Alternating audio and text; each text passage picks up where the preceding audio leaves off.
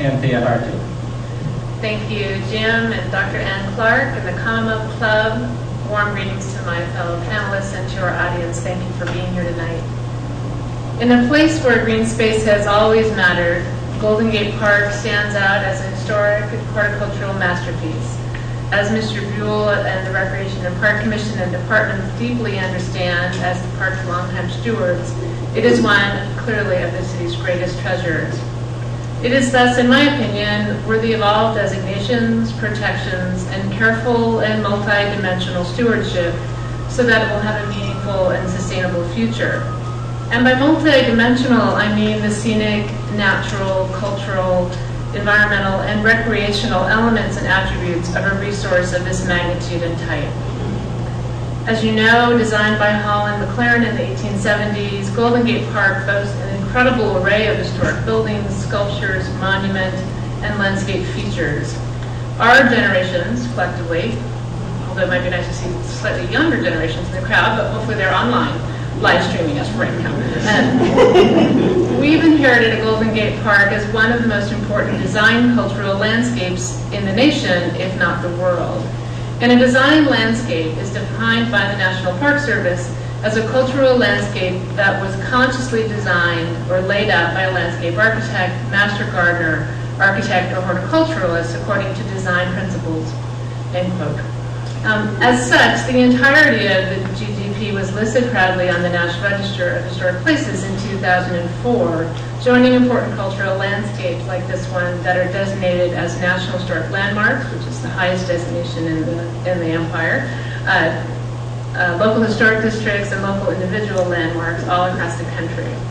Most of the parks that we think of as historic around the nation, Griffith Park in Los Angeles being the newest, to Fairmont Park in Philadelphia, 9,220 acres with 63 pocket parks, to the Japanese tea gardens in Seattle, to the Boston Commons. In fact, any of Boston's parks, if you're familiar with that incredible city, that you might think about or recognize are designated as historic. All of these are local landmarks overseen by some combination of Historic Preservation and Park and Recreation Commission. A little closer to home, Phoenix has 30 parks listed as local landmarks and are subject to design review.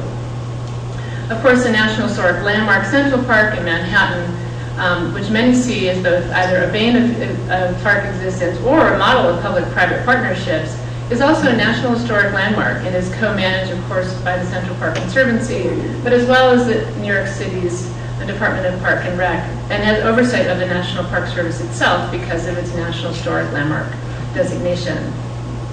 Preservation advocacy, I bring this up for Jim's spur, and thanks to Katherine for finding it for me.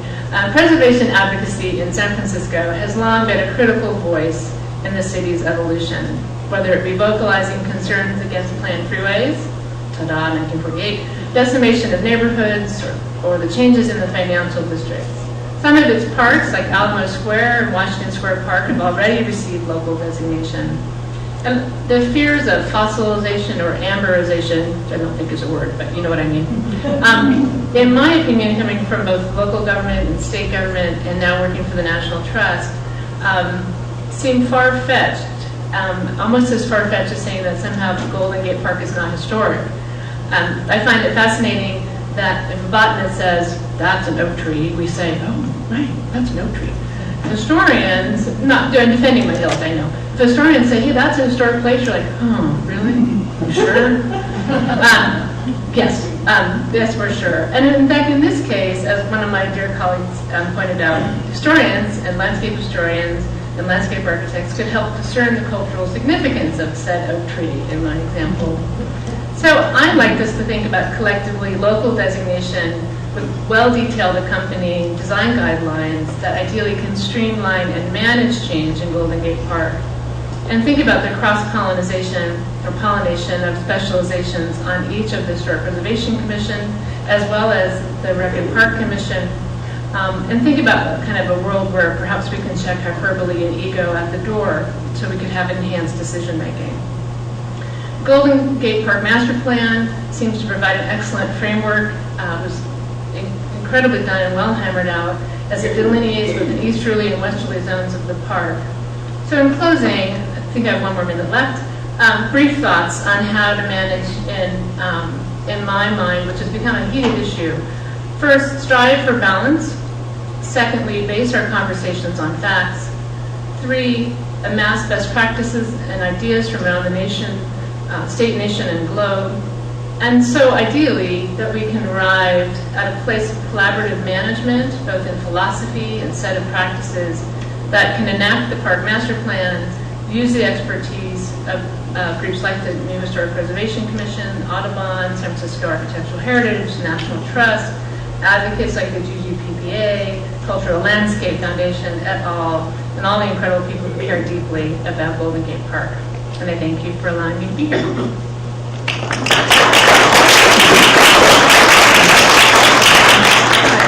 I'm Kathy Howard, and I'd like to build on what Dr. Hartig said. A couple of projects are on the drawing board right now that will have negative impacts on the more wild and forested end of Golden Gate Park. Just across the highway Great Highway from Ocean Beach and screened by trees lie the Beach Chalet soccer fields. Can you go back maybe to the map just a minute? You can see the map. The red is the Beach Chalet, and then below it is the water treatment plant. Those are the 2 projects that we're going to be talking about. And we go over to the meadow. The Beach Chalet soccer fields are right across the highway from the ocean. They are screened by trees. They are in a meadow surrounded by groves of trees and inhabited by wildlife. The playing fields do need maintenance. The Gophers are having a field day, if you'll excuse the pun. And we know that it needs maintenance, but it's beautiful parkland and it's a really great place. You have beautiful trees, you have birds singing, and you can hear the ocean a few hundred yards away. The Beach Chalet construction project will change these fields forever into a hard-edge urban sports complex. It will rip out over 7 acres of topsoil and living natural grass and replace it with artificial turf. Artificial turf is made of about a 6-inch base of gravel on which you put a plastic carpet and you fill it with old ground-up tire waste. There will be lots of new concrete and asphalt, an expanded parking lot, seating for 1,000, and other built elements. We're going to lose about 55 trees for sure, and probably more, because I can tell you as a landscape architect that when you get into construction, that's what happens. To cap it all off, there will be 10 sets of 60-foot tall multi-fixtures both sides. The lights will be twice as high as the trees that screen the fields from Great Highway. So we're going to have these intense stadium lights shining down with 250,000 watts from sunset till 10 o'clock p.m. every night of the year. So you go down to Ocean Beach with your significant other, maybe you stroll on the beach, maybe you want to be by a fire ring, maybe you want to gaze up at the stars, and all of a sudden, wham, the lights go on. It'll be like the mothership landing. A little south of the fields is a neglected parkland currently used for construction storage. It's got stuff like piles of gravel and stuff. A second project is proposed for here, the water cycling plant. This will be a 40,000 square foot facility with a chemical building, 30-foot tall blank concrete walls, 24-hour lighting, and security gating. Over 200 more trees will be either cut down or threatened. This is very simple. This is an industrial building. It should not be in Golden Gate Park. We've identified alternative locations outside the park, and we asked the PUC to encourage them to consider these locations during the EIR process. As for the soccer fields, we support youth soccer.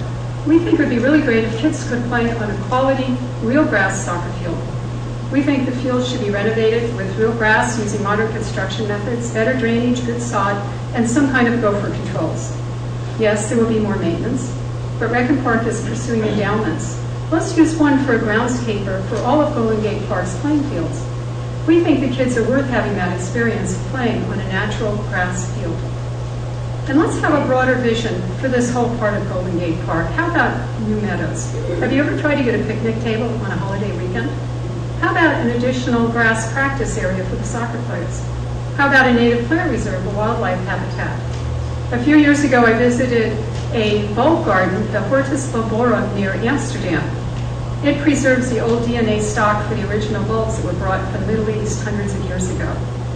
So how does it do this? It grows them. The factory is right next to the Murphy windmill, which is being restored at the millwright's house. They are going to put a restaurant in the millwright's house. Would you rather eat lunch next to a factory, a chemical building, and a bunch of plastic, grass, and tire waste? Or would you rather do it overlooking a bulb garden? Tough choice. But seriously, Golden Gate Park is a gift from past generations to us today. Let's find ways to enhance it rather than to destroy the heritage we are leaving for future generations.